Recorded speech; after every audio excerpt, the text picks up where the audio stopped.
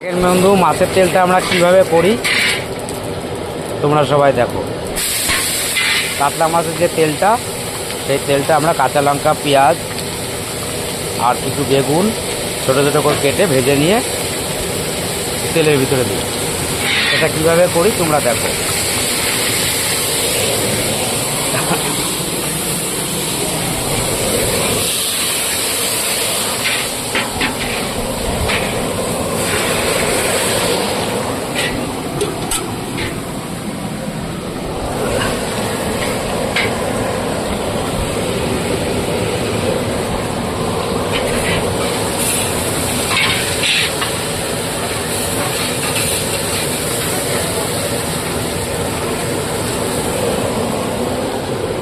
এই যে সেই মাছের তেল ভালো করে ধুয়ে সরু নাড়ি ফেলে দিয়ে তারপরে মাছের তেলটা ভাজবো।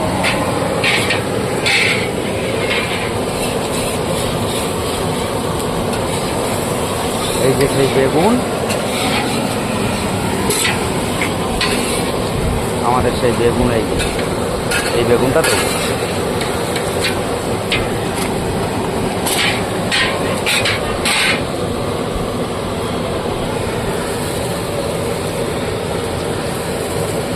গুঁড়ো লঙ্কার প্যাকেট কেটে নিও।